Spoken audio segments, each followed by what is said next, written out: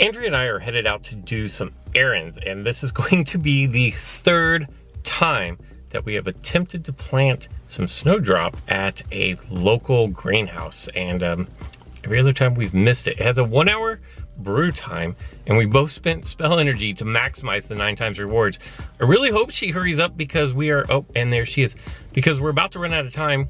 I think there's only a 15-minute window that we can claim this, so hopefully we get down there in time and we can claim our snowdrops. We have about a little under 4 minutes to go, I think, before we can claim.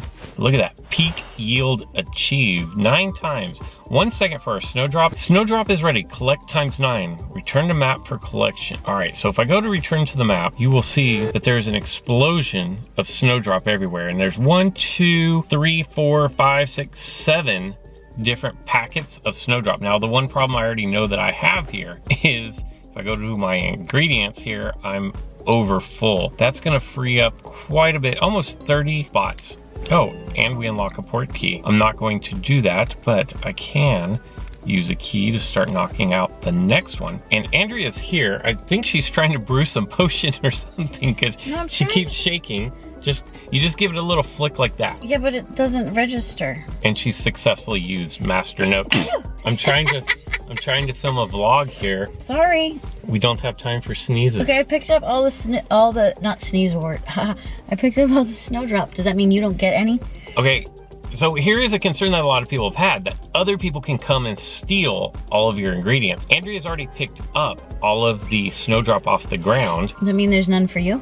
But I still see it here. So I got +3, 18, 21. I think I got 24 snowdrop out of that. I think that's what I got too. And that's what Andrea thinks she has as well. Ish. And the reason why snowdrop is important and the reason why we've been prioritizing this is because this is what you're going to need for all of your Extimulo potions. So I have 27 total, and if you'll notice with your Extimulo potions, they all need a little something different as far as like the Braxton hair or the other hair or the unicorn. I'm completely out of potent Extimulo potions. I have 1 brewing, I have 1 in my registry.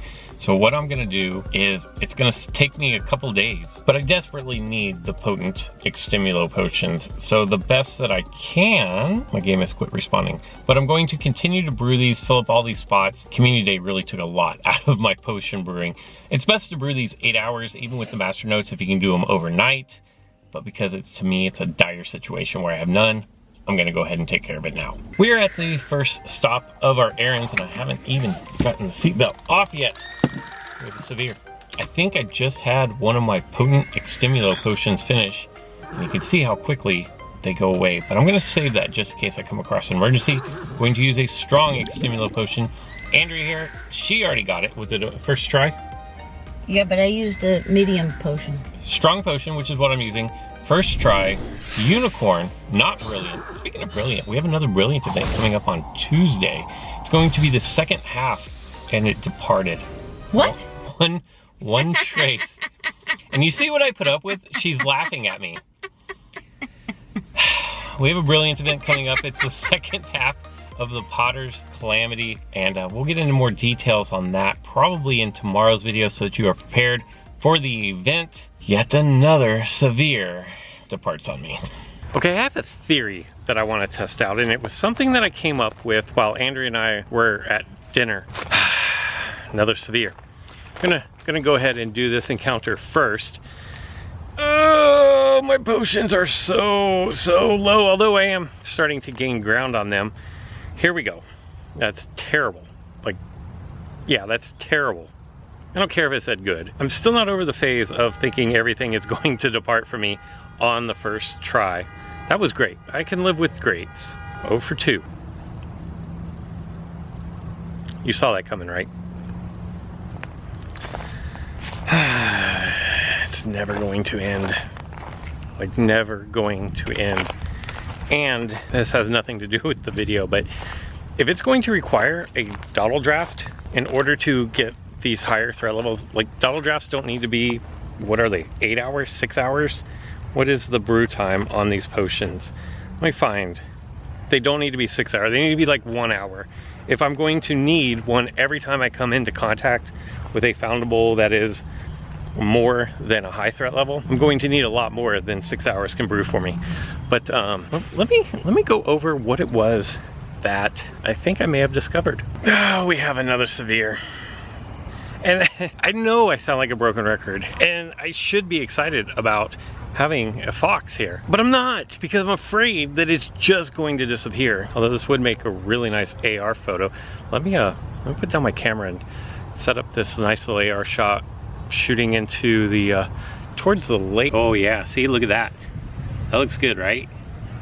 All right, so we're gonna engage. Now, my camera battery is about to die, so I'm gonna try to make this quick. But here we go. I don't know that I've ever had a fox depart on me. Good. Man, my spell trace. It's partly because, see, Fox comes through for me. Fox knows what's up, and that's a great AR photo right there.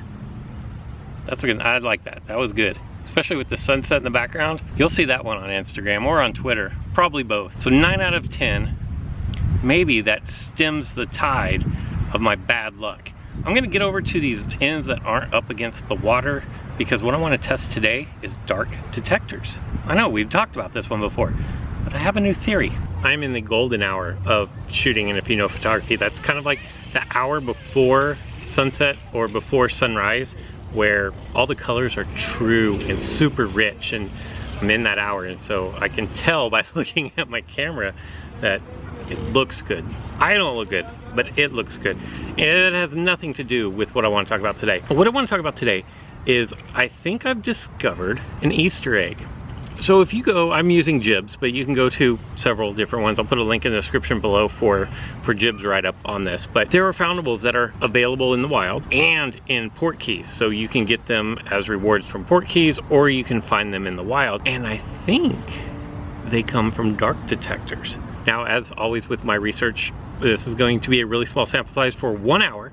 I'm going to run 3 dark detectors on one end. I'm going to record everything that spawns. But if my theory is right, here's what I'm expecting to see more than other things. And in case you don't know, for example, what I'm talking about is, if you look at the Hogwarts school, you have the Hufflepuff, you have the Slytherin, and you have the Ravenclaw, which all spawn really commonly off of that one page. You also have the Bogart cabinet, which is also a low or medium threat level, but it rarely ever spawns. And then you have the Gryffindor student, which again is a low threat level, but doesn't spawn nearly as much as the other 3 Hogwarts students. They're also both available out of port keys. So that got me to thinking. And the way that all this actually came about was I was at dinner with Andrea, and we were running dark detectors on 2 different ends, and I started noticing, I'm like, wow, I'm getting so many items that I really need here. And then I started noticing a pattern, like, wow, these are like low or medium threat levels that I just don't see all that often. And the only thing I could attribute that to was the dark detector. So for example, like the Care Magical Creatures, the Acromantral Egg, the Monster Book of Monsters, the Dragon Egg, things that you can find on the wild. And I'm not saying that you will never find them in the wild. I'm saying that they spawn more frequently with the use of dark detectors. The Bogart cabinet, the Gryffindor student, the Ministry Executioner from the Dark Arts, the Legends of Hogwarts, you have Dumbledore's army dueling dummy, and then the young Ginny Weasley. These are the types of foundables I'm expecting to see more of whenever I run this dark detector. So that is the theory and the execution behind this practice. I'm gonna do 6 total dark detectors. I'm going to run them on one single end. I'm getting bit by ants. It hurts, but it's science. So here I go. I'm completely out of dark detectors. So what I'm gonna have to do, and there's plenty of spawns around me, but what I'm gonna have to do is I'm gonna have to go in, and I'm going to have to purchase 3 dark detectors. And then because I want to get an hour's worth of data down, I'm going to do 3 more dark detectors. And the reason why I want to do this is because instead of having 30 minutes with 2 dark detectors running, I want to get 1 hour with 1 dark detector running. So here we go. Dark detector 1, 2, 3, and what do I have spawning? Absolutely nothing. Nothing spawned. Now the thing with dark detectors, oh, we had 1 spawn. It was the oddity, and I didn't count oddities into my research here. So this is gonna be a no-go. This one's not going to count, but it's gonna take up plenty of time off of my time limit for my dark detector. by doing his dance around. The other thing about dark detectors that I do want to talk about is the spawn radius is really, really wide. I don't know exactly, like you can't stand exactly on top of the dark detector and catch everything that would be spawning, but look, all the way out over there in the water, so I may miss some things. So here we go, we have tonks. I don't know about tonks. And in fact, when I was putting together this list, I wasn't putting together high, severe, or emergency threat levels. I was simply talking about the low and the medium threat levels. So let's see, Care of Magical Creatures, Acromantula Leg, Monster Book of Monsters. This was one. I told you guys before that I even did this. I told you, Monster Book of Monsters. So you can't say that I went back because my screen is time-stamped. But this fits in with my theory. Fits in with my, I think. I'm pretty sure. But I'm pretty sure I said Monster Book of Monsters. So what I'm gonna do, 1 hour. This has already started. I forgot to do my Barufio's Brain Elixir, so I'm gonna go ahead and drop that down as soon as I'm done with this. And I'll check back in with you at the end. We're gonna look at these results. Unless this book departs from me. All right, that should be great. Almost masterful, but definitely great. And that's good enough. All right, now we're going to start doing some real research here. It's been an hour, the results are in. It's significantly darker than it was when I started this video, but I have some really interesting results. And before I get into all this, it was 2 ends at completely different locations, 3 dark detectors on each end for 30 minutes. That was the baseline of what I was running. My theory was that the dark detectors would pull from the list of wild and port key spawns more so than just the wild. Now, it was that the result? No, actually it wasn't. But there's a silver lining. So here were the spawns off the first set of dark detect. An Urkling, a Tonks, a Neville Longbottom, 2 Monster Book of Monsters, Hagrid's Umbrella, a Hippogriff, Arthur Weasley, the Nimbus 2000, Bellatrix, the Mountain Toll, and the Magic Mossy Evil. Of those 12 spawns off of the dark detector, 6 came from the pool of foundables that spawn both in the wild and where you can get fragments from port keys. Now on the second round of dark detectors, I had the Young Granger, the Portrait of Voldemort, Professor Sprout, Weasley's Rockets, the Gryffindor Student, the Baby Mandrake, the Magic Mossy Evil, the Snitch, the Flock of Interdepartmental Memos, the Hippogriff, Dumbledore's Memory Closet, and the Howler. Of those 12 items, only 5 came from that same pool, so it is just under 50%. And if you're asking me, I'm thinking in the wild, for example, the Monster Book of Monster, Hagrid's Umbrella, yes, I've seen them before, but I don't see them very often.